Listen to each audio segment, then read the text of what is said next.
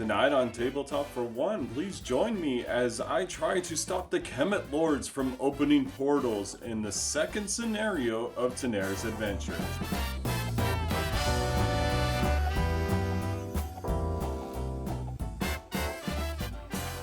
And I thank you for joining me on Tabletop for One. So I've set up the scenario here for the second tutorial quest. In the story part of the quest, a couple things have happened which resulted in my brute taking some damage. And also that means that one primary skill of each of my heroes has been used up prior to the adventure.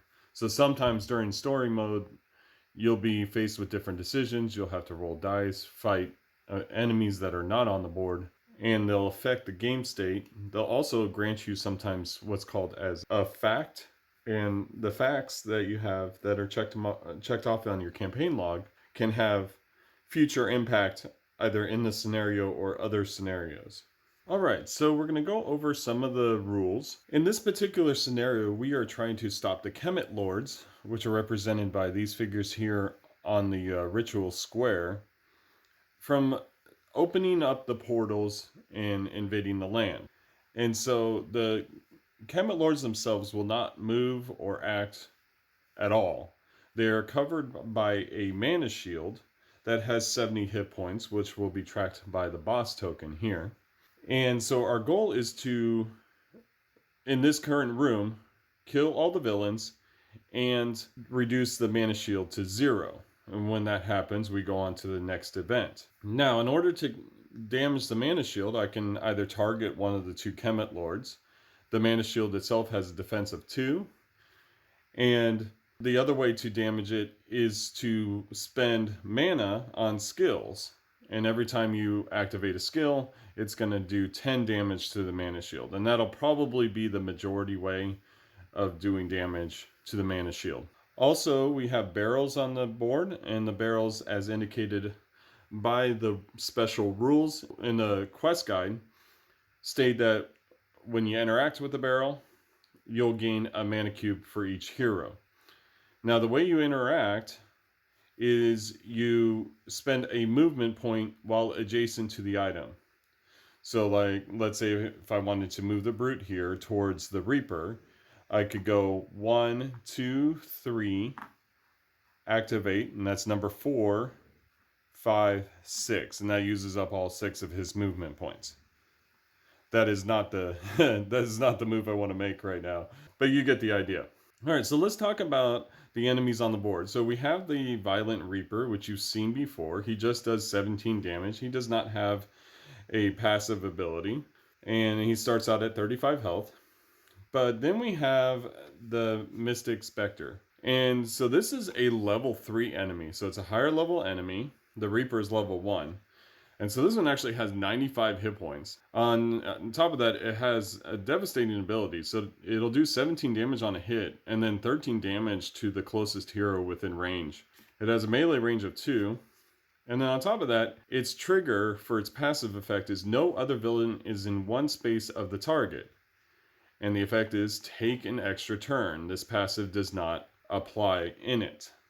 So in other words, it can't trigger again and again and again. So we definitely want to try and prevent that Spectre from taking that extra turn. That could result in way too much damage. And so the way I think I'm going to handle this initial room here is I'm going to probably bring the Reaper over and then provoke the Spectre so that when the Spectre comes and attacks, the Reaper will hopefully be next to the target that the Spectre is attacking and prevent that passive effect from happening. So my first thing to do is to move the healer right here. And then with that, I'm going to use the healer ability Pew Pew, which does 7 damage on a hit, and then it'll hit another enemy for 6 damage, or the same enemy if I wanted to. And then it makes my healer hastened. I can forego my passive power for +3 to the attack roll. I don't think I will do that at this time. So I'm going to go ahead and attack the Reaper, who has a defense of 5. And here we go. That's an 18, so the Reaper's going to get hit for 7. I'm going to use my passive power, which hits for an additional 5, so that's 12. And then I could, if I want to, do the extra 6 damage to the Reaper, but I think I'll direct it towards the Spectre instead. So the Spectre is going to be reduced to 89 health, and the Reaper is going to be reduced to 23 health. And might as well use my short bow, dealing an extra 5 damage to the Reaper on that hit, bringing the Reaper down to 18. And so now the Reaper is going to attack. His target is the hero with the most hit points, and that's going to be the tank. So the Reaper is going to go 1, 2, 3, 4, 5, and attack the tank. The tank has 8 defense. And here we go. It's a 16, so he's going to hit the tank for 17 damage. So the tank's going to go down to 53. Except we'll go ahead and use the chainmail for the tank, flipping that over, preventing 5 of that damage. So he goes down to 58 instead. And so we exhaust the Reaper, and now it's back to our turn here. Now I want to bring that Spectre over. So I think I'll go ahead and move the controller here. And then we're going to target the Spectre. I really don't want the Spectre to hit, so I think I'm going to use Cursed Bolt. Cursed Bolt, of course, does 10 damage and can cause the target to be cursed. And we're going to roll against the Spectre's 8 defense. And that's a 3. Oh no. So the residual damage on that is only 5. So Spectre goes down to 14. But he still gets provoked, even on a miss. So the Spectre is going to go and attack. The Spectre's target is the furthest hero away that's reachable. And right now, all the heroes are an equal distance. Now, it would look like the healer's the furthest away if you were to measure it with a measuring tape. But they're all equal distance in space. We got 1, 2, 3, 4 to attack because it's a 2 melee range. And then 1, 2, 3, 4 here for the controller or the tank. So no matter what, they're all the same distance away as far as spaces go. So that means it's going to target the one with the most health, which is going to be the controller. And unfortunately, that means that if the Spectre hits the controller right now, the passive effect will happen. So I didn't set it up as well as I wanted to, but that's the way it is. I guess in hindsight, technically the Reaper could have moved here because it was attacking the tank. As I understand it in the rules, the choice would have been for me to choose where the Reaper would have gone, either in front of the tank or diagonal to the tank. And so since I chose to put him in that position, that's the way it is. I half expected the Spectre to go elsewhere, but considering the tank got hit real hard, that's the circumstance that we're in. And so now the Spectre goes, and the Spectre is going to roll twice because of the curse, rolling against the controller's 6 defense. And that's a 9. And we're rolling again. And that's an 11. So no matter what, the Spectre's going to hit, dealing a total of 17 damage to the controller, bringing the controller down to 43, but let's go ahead and use the leather armor on that, so it'd be 48 instead. And then 13 damage to the closest hero, which is the tank at this point, or the brute. And so it would be the one with the most hit points being the brute, and the brute's going to go down to 46. All right, now the Spectre gets to go again. And so this time they're going to target the healer, because the healer is 1, 2, yeah, the healer is the furthest away, because the Spectre's already in range of the brute, but not in range of the healer, so the Spectre's going to move 1 space down, and so with a 2 melee range attack away, going to target the healer. And that's a 6 against the healer's 7 defense, so thankfully that is a miss. The healer's only going to take 12 damage, bringing it down to 48, but we'll go ahead and use the healer's leather armor. So that will bring it down to 53. All right. So now that the Spectre's gone and both of our ranged attackers are gone, it's now the Brute or the Tank's turn. And I think I'm going to go ahead and use the Brute. So I think with the Brute, we'll just... The Spectre's got like 8 defense, so I'm worried about that roll. So I think we're going to use Perfect Blow, which gives +3 to the attack roll, dealing possible 11 damage. Also, if I hit, I can trigger the Brute's passive ability because there's no ally within 1 space of the Spectre. That's my target.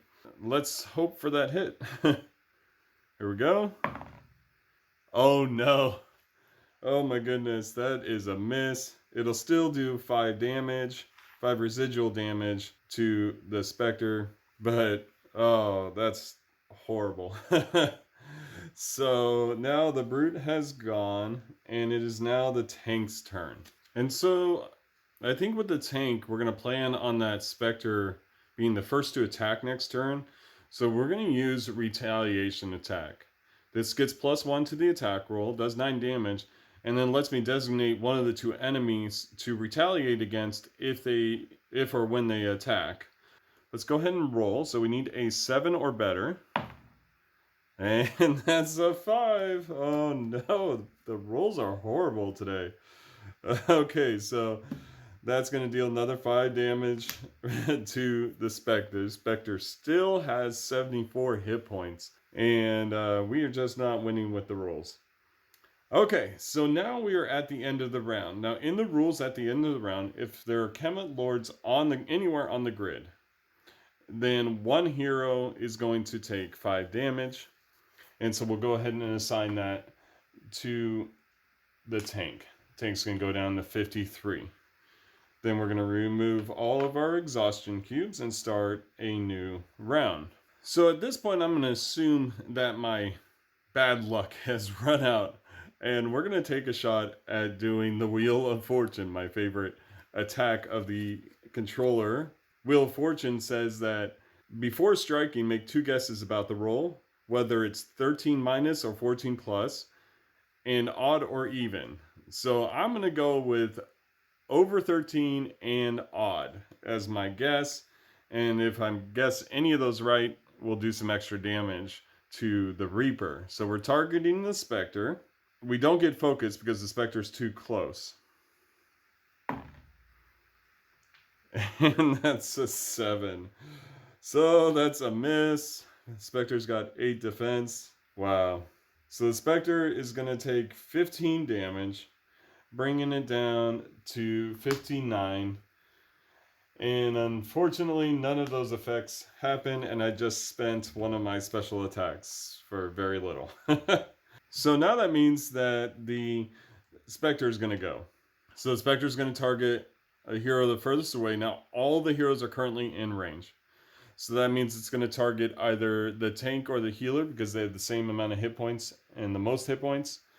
So we get to choose then. We're going to have it hit the Tank. Either one works because at this moment, the Spectre's passive power won't go into effect because both the healer and the Tank are next to another villain. So we're rolling against the Tank's 8 defense. That's a 6, so that is a miss. The Tank will still take 12 damage, bringing them down to 41. And now the Spectre has gone. Thankfully, you didn't do the echo damage. All right, do you think my bad luck has run out yet? Because I'm going to try another special attack. We'll see how this goes. So we're going to use Titanic Power with the Brute. And that allows me to do a move 6 first, and then 13 damage plus the amount of my natural roll. All right, so first we're going to do the move 6. So I'm going to go 1, 2, 3, 4, 5, 6. So we gain that barrel, which gives each of my heroes 1 mana. All right, then we're going to go ahead and roll to attack the Spectre. Again, we need to do an 8 or better. Come on. 13. Finally, we got a hit. So it does 13 damage plus 13 from the roll. That's going to be 26. We're going to use our longsword, adding another 5 damage to that hit. And so that's going to be 31 damage off of the 58 it's currently at, or 59 that's currently at, bringing it down to 28. I do want to remind you that no reaction attack happened here, because when you move off of the effect, like the effect on a card, a benefit, it doesn't cause a reaction attack. Reaction attack only happens if you use a move action from there that's not a sidestep, or if you declare a ranged attack when you're adjacent to an enemy. All right, so at this time, I know that the Spectre's not going to attack again this turn. I could try and reduce it down some more, and maybe I should. Maybe I should try and get it down below or around 10 hit points, so that the next round, all it's going to take is one attack, and then I'll kill it before it can attack again. So I think I'm going to use the healer, and I'm going to use Life Tithe. Now I need to sidestep away from the Reaper so I don't trigger a reaction attack. And then we'll use Life Tithe here. That's going to do 7 damage. And then I can do move 3 to an ally, plus me or another ally heal 6, or both heal 4. So we're going to go ahead and roll against the Spectre. And that's another miss. So 5 damage, bringing it down to 23. And that's just going to be the way this game goes. So last but not least, we have the tank. And so one more time, I'm going to use a special power. This time with the tank, we're going to use Focused Stance. Now, Focused Stance does 14 damage, plus the effect is a permanent, you are toughened once per turn. And I expand my passive trigger's reach by 2 spaces. I'm going to use this now against the Spectre. I have a range of 2 on this one, so I can hit the Spectre from where I am at. And we're rolling. That's a 12, so that's a hit. It's going to do the 14 damage, bringing the Spectre down to 9. And now I get toughened 3 for the remainder of this cycle. So unless he dies, the tank dies, or if I use up all my silver cards and recycle my cards, I'll keep the effect. But once I recycle my cards, I will lose that effect. So now we're at the end of the round, and the Reaper has not gone. So the Reaper is going to go now, and he's going to attack with a charged attack. Because he was unprovoked during all my turns, he goes now. He will do an extra 5 damage to his hit. All right, so his target is the one with the most hit points, so he's going to move 1 space here, inciting a reaction attack from the tank, taking 6 damage, bringing him down to 12. And now he'll roll against the healer, who has 7. But I think we're going to go ahead and use the controller's skill Fog, which curses the roll, and that's going to do 10 damage to the mana shield, bringing it down to 60. Furthermore, I'm going to go ahead and use Rage with the Brute, dealing 3 damage to the Reaper. And then I'm going to use the tank's Endurance, which gives the healer shielded 3. Once again, that's going to do 10 damage each for those skills. So we're down to 40 health on the mana shield. And then last but not least, I'm going to do Restoration with the healer, healing her 3. All right, that's going to do another 10 damage to the mana shield, bringing it down to 30. And now we're ready for the roll. So the healer has shielded 3, so she's going to reduce the damage by 3, and the roll is cursed. So let's see how it goes.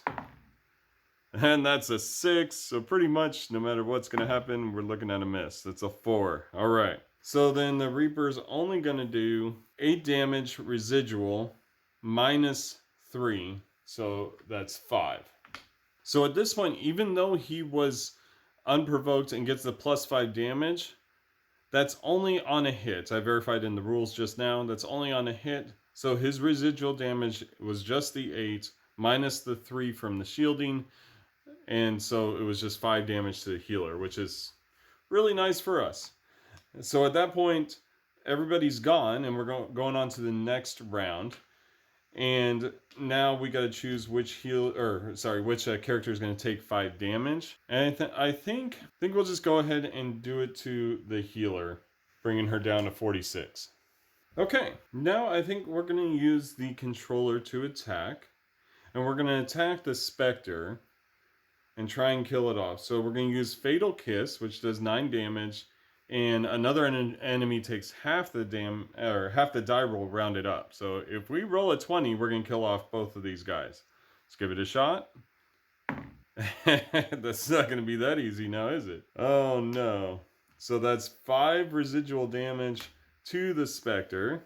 But thankfully, the Brute has 1 last mana token, and he's going to pay 5 hit points to deal 7 damage using his Frenzy attack. So the Brute's going to go down to 41 and kill off the Spectre at the end of the controller's turn. That's going to award 1 mana token to everybody. And I also need to reduce the Mana Shield's health by 10. And so all we have left is the Reaper. And so now we're going to use the Brute, and we're going to use Shipwreck Blow. That does 10 damage and 6 damage to another enemy, but that's not going to come into play. But also has the benefit of moving 3 prior. So we're going to go 1, 2, and then attack the Reaper.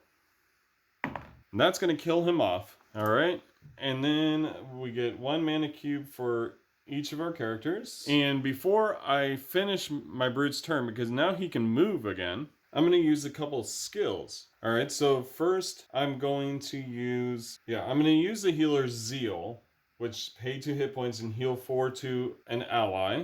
So the healer goes down to 44, and we're going to heal the tank back up to 45. And then I'm going to use Sprint on the tank, which is pay 2 hit points and move 4 and charge a skill token. So we're going to go 1, 2, 3, 4 and charge one of his other skills. And then we're going to use the controller's Pact, which 2 allies charge a skill token each. And so I will charge 1 on the healer and the last one on the tank, which allows for a total charge. And the tank heals 9.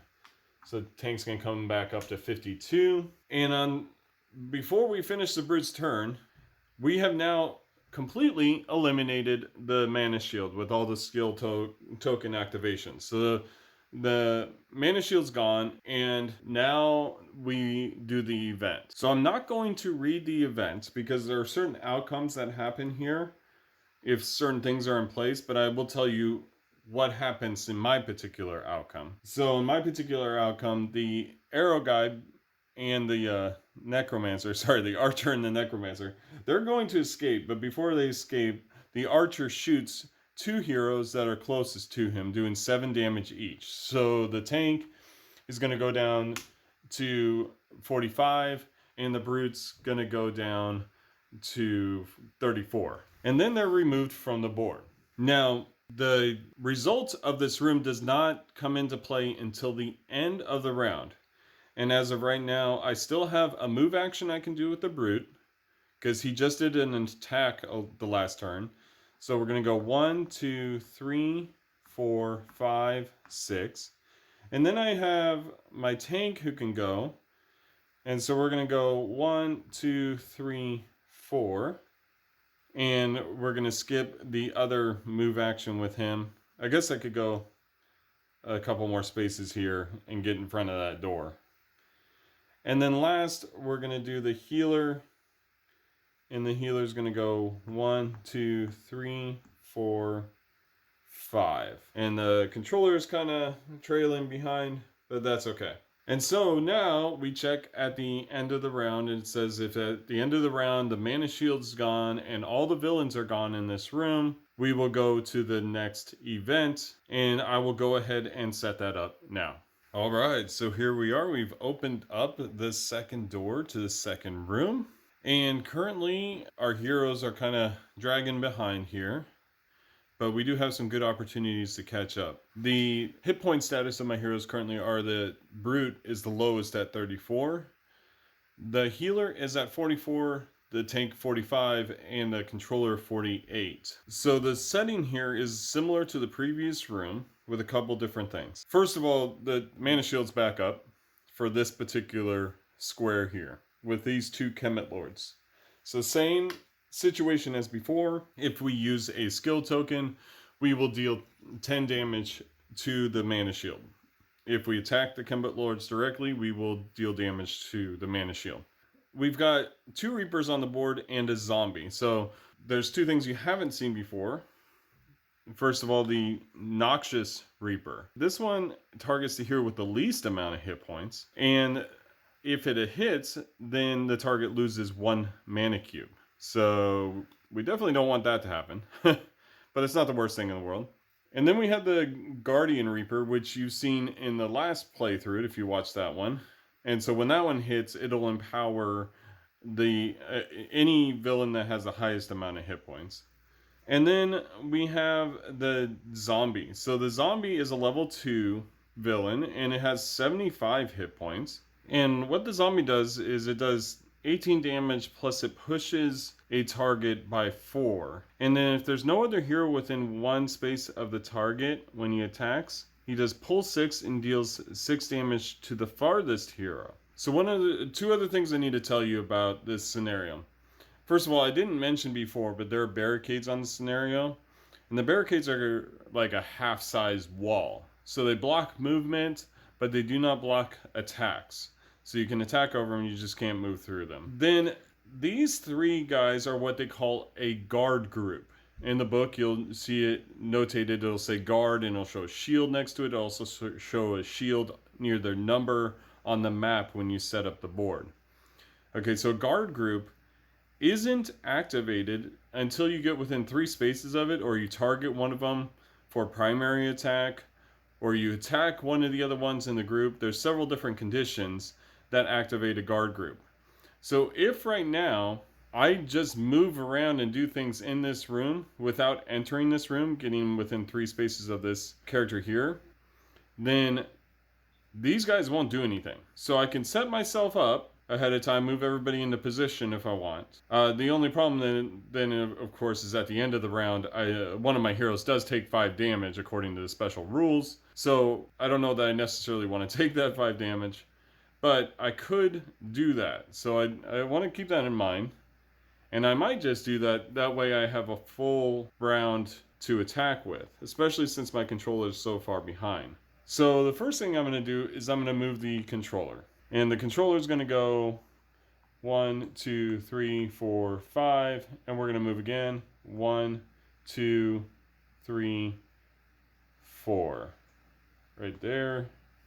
Behind the spikes. Okay, and then I want to do the healer next. And the healer, I want to use the Vitality Juice Box. And so that's going to target one of my allies. And it's going to heal them if possible. So what I'm going to do is I'm going to target the tank. I know what you're thinking. Why aren't you healing the brute? Well, I have ideas. So I'm going to target the tank. The healer's going to get focus, so +3 to the roll.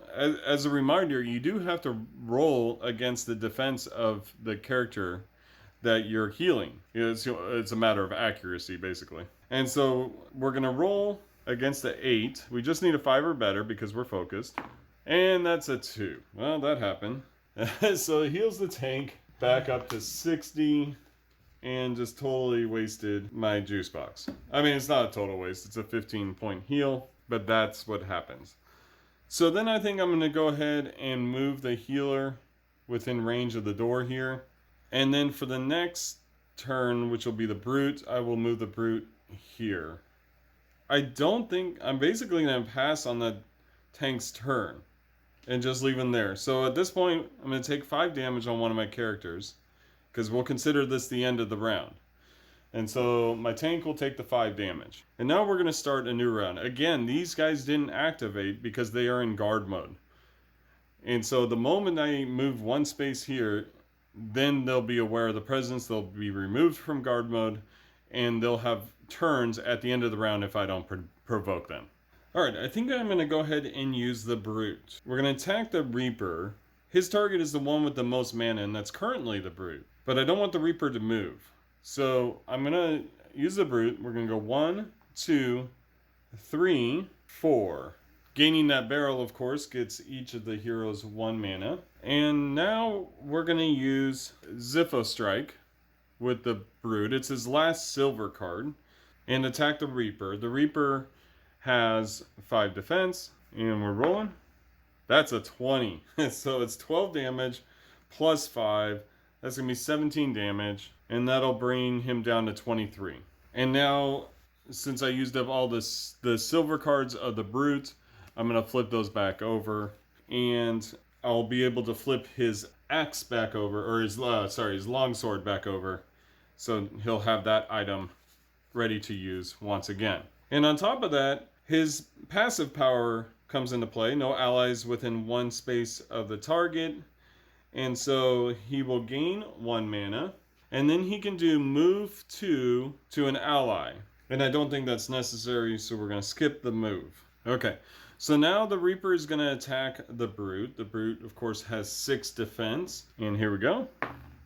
That's a 3. Finally, it's rolling in my favor. So the Brute is only going to take 8 damage, but will you go ahead and use his Chainmail, reducing it by 3. So now the Brute is down to 30.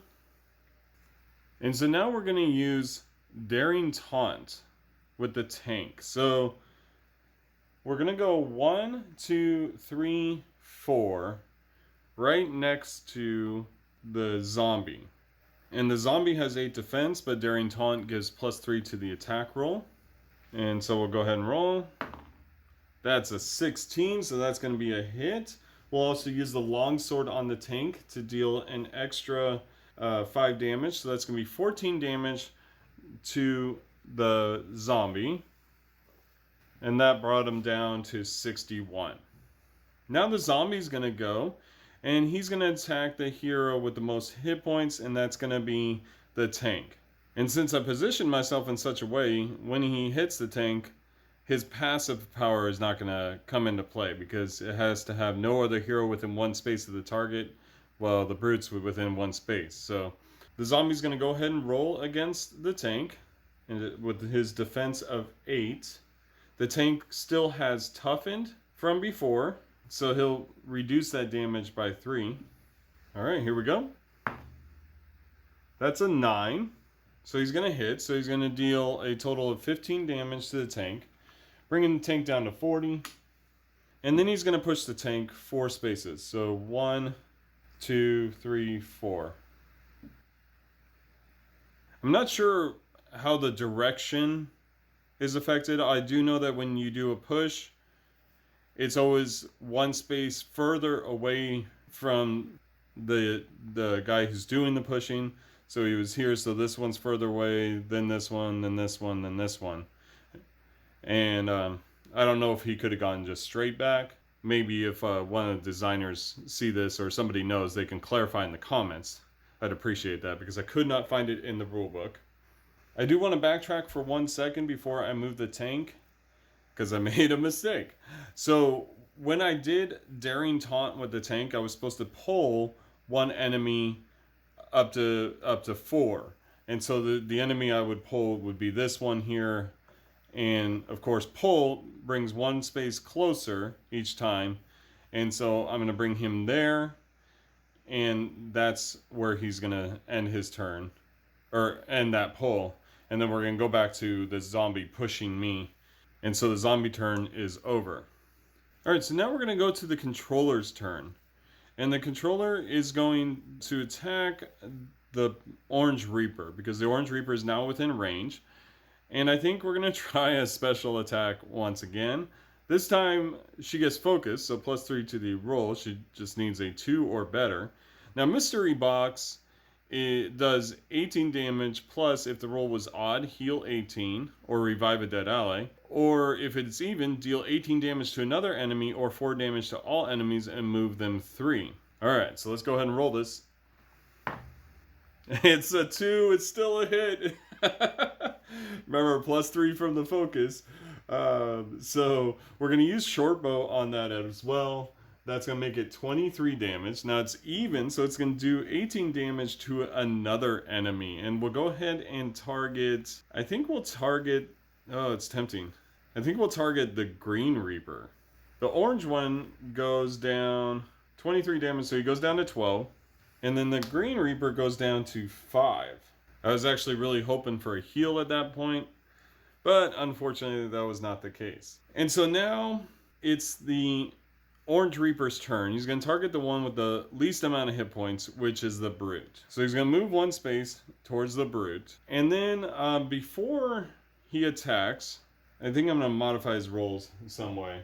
So first I'm going to use Endurance with the tank, giving the Brute shielded 3. And then I'm going to use 2 mana tokens on Fog with the controller because it had already been used before, so it costs 1 more mana token. So now the roll is cursed. Doing those 2 skills brings the mana shield down to 50 hit points. And furthermore, I'm going to do Penitence with the healer, paying 5 hit points and healing the Brute by 4, dealing 4 damage to the zombie as well. Okay, now that does another 10 damage to the mana shield, bringing it down to 40. Furthermore, the healer's skills are all used, so she does a total charge, does heal 9 to the Brute, bringing it up to 43. So now we kind of position ourselves a little bit better. Got some nice combo action with the skills. Now it's the Reaper's attack. So he's gonna roll against 6 defense. And that's a 15. So we're gonna roll again because it's cursed. And still a 12. So he's gonna hit the Brute, dealing 15 damage to the Brute. That's gonna bring the Brute down to 28. And then the Brute's gonna lose 1 mana from that hit. Okay, now all of the enemies are exhausted. We just have the healer left to go. And so now I'm going to use Holy Ray with the healer. It does 6 damage and heals 7 to a hero. We're going to target the Green Reaper. And we'll go ahead and use Focus. I'll forego the move action. And that's an 8. So that's a hit. The Green Reaper is down. We're going to do heal 7 to a hero, I think. Yeah, we might as well heal the Brute back up. So the Brute's back up to 75. Now that uses all of the healer's silver cards. And so we will refresh the bow on the healer. You probably noticed I forgot to account for the shielding that the tank put on the Brute, which puts him up actually 3 more hit points. So he's at 38. Okay. Sorry about the little misses there on the benefits and stuff. I try to keep track of everything, but there's a lot. Okay, so now everybody has gone, taken their turn. We're at the end of the round. Of course, that means one of our heroes has to take 5 damage. We'll go ahead and do it to the controller who has the most health, bringing her down to 43. And now we have a turn again. Of course, the Green Reaper is gone, so we just have the 2 left. Okay, so I'm going to declare it the Brute's turn. But before he does anything, I'm going to use Reposition with the tank. And that costs 1 mana. The tank will cause the Reaper to move 2 spaces back. And then the tank will move 2 spaces forward. And that, of course, does 10 damage to the mana shield. And mana shield's down to 30. I really want to destroy the enemy before we destroy the mana shield, so got to keep that in mind.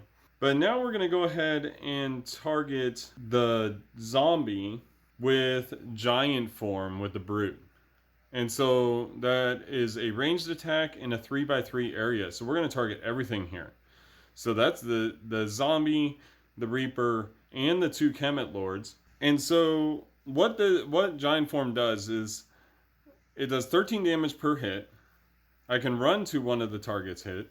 And then now the Brute's primary attacks will have +1 range and deal 4 damage to another enemy within 2 spaces on a hit. 2 spaces of the Brute.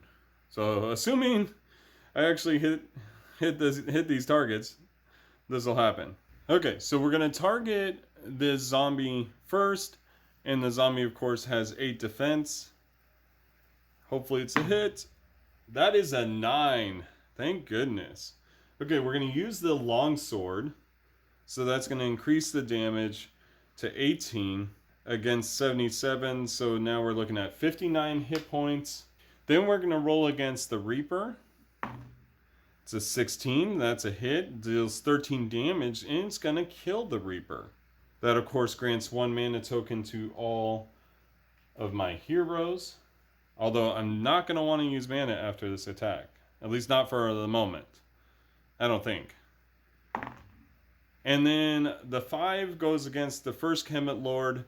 They have a defense of 2. I don't remember if I mentioned that. But that's going to deal 13 damage to the mana shield. Bringing it down to 17. And then there's a 6. Another 13 damage, bringing it down to 4. If we hit the mana shield one more time, then we have to read the event. And I don't know what happens, but I kind of wonder if I should kill the villain first. But we'll see how this goes. But now the villain's going to go. So he's going to target the hero with the most hit points right now, which is the controller.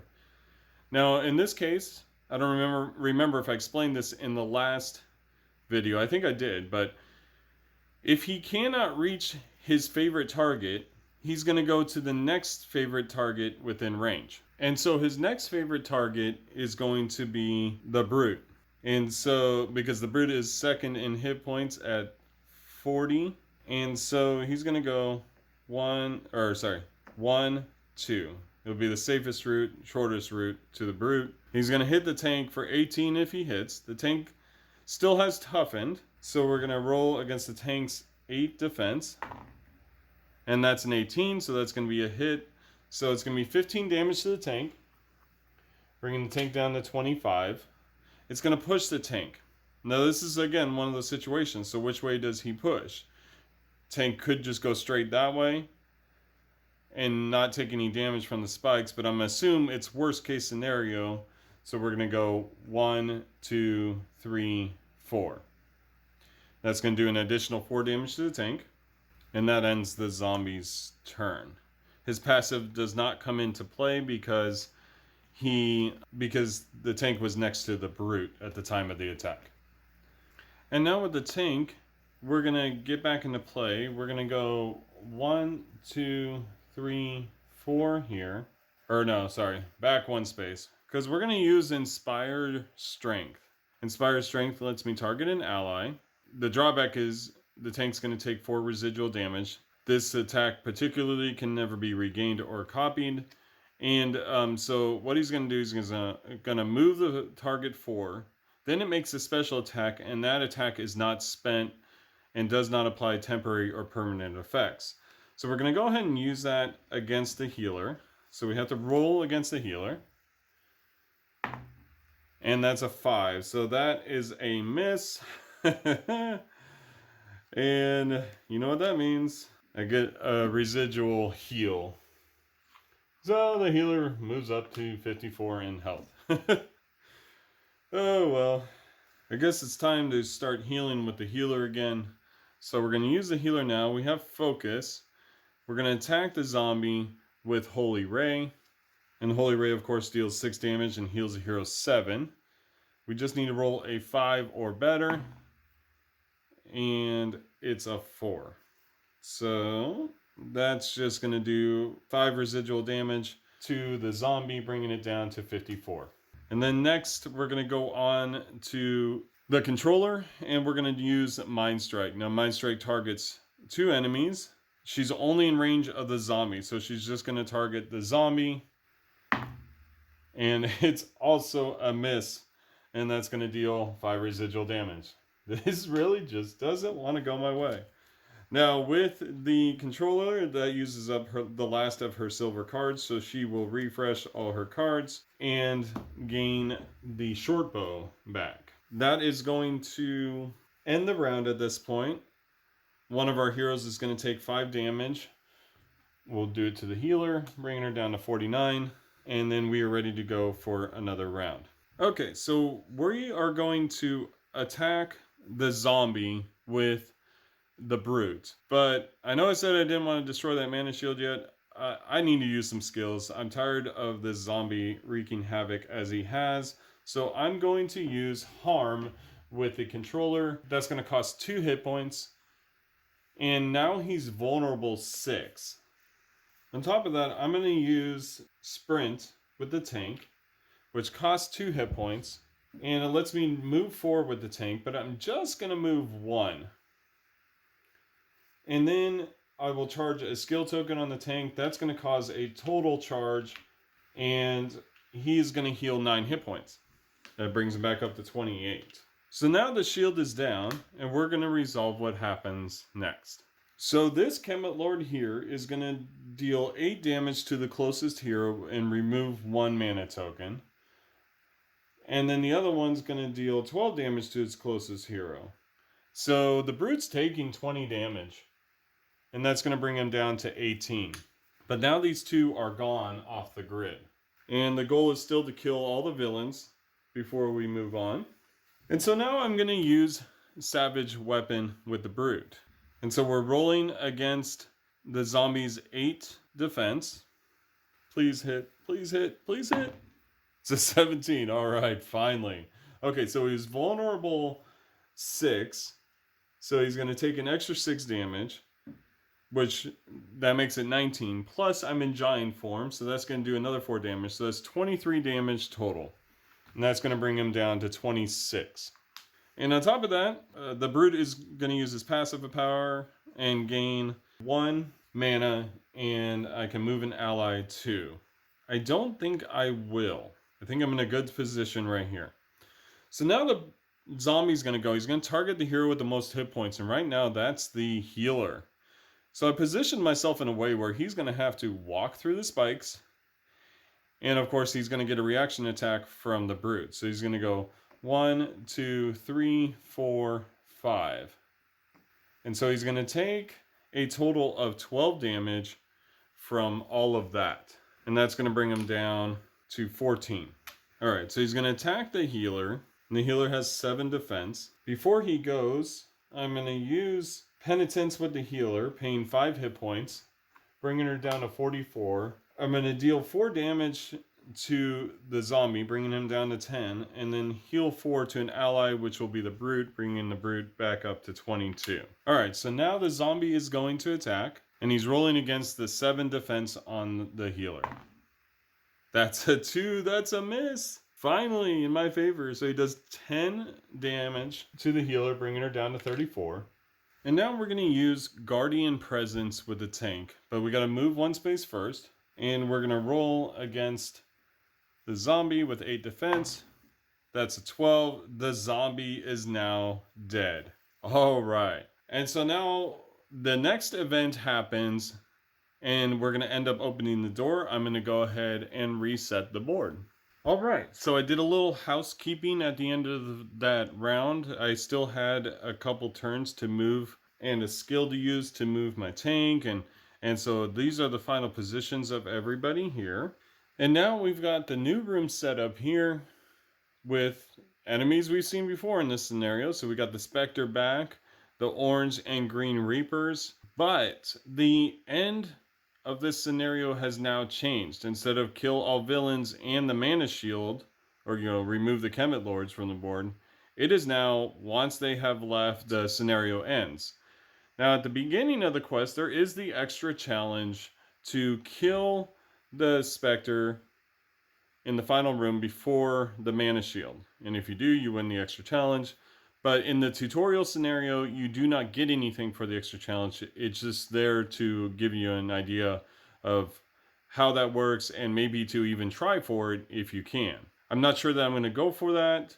The rules are still in place where we need 70 damage on the mana shield and 10 damage to it for each skill we use. So we might end up using most of those skills before we even get to defeating the Spectre. But we can give it a shot. So with that in mind, we can go ahead and start this room. And I think we're going to start off with the healer, since the healer's the closest. And I really kind of want to heal some characters. But I think, I don't know, we might as well use the healer's last special attack, right? Try to get it done.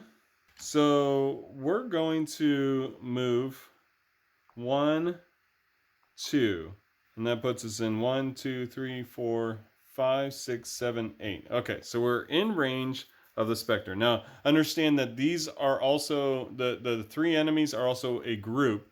So if I don't attack right now, then they won't move. And I can't help but wonder if I should wait and just move everybody in position. That means somebody will take 5 damage at the end of the round, but perhaps that's what I should do. So I am going to go ahead and move the controller there, the tank here, and the brute there. Actually, he could have moved here. I think that's what I'm going to do.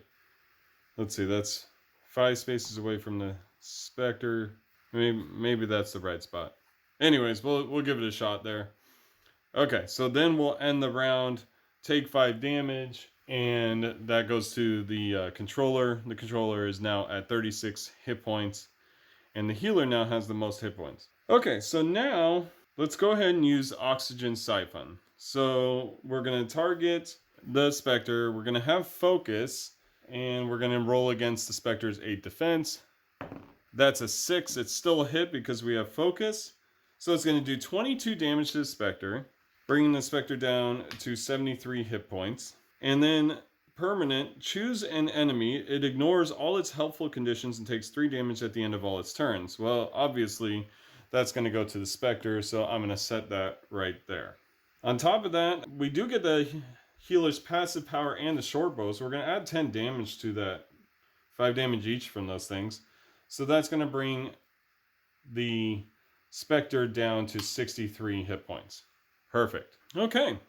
That was a pretty good first turn, and now it goes on to the Spectre. The Spectre is going to target the hero that's the furthest away that's reachable. And so she has a 2 melee range. So 1, 2, 3, 4, 5. We'll still put her in range of the brute.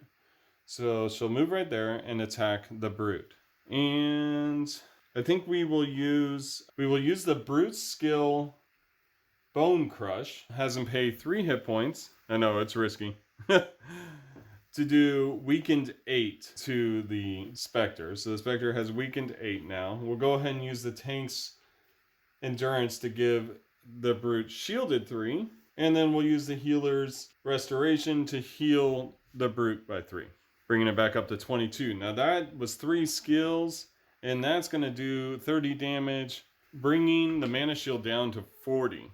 Okay, so I think we are ready to go ahead and roll with the Spectre rolling against the 6 defense on the brute. Here we go. That's a 1! What?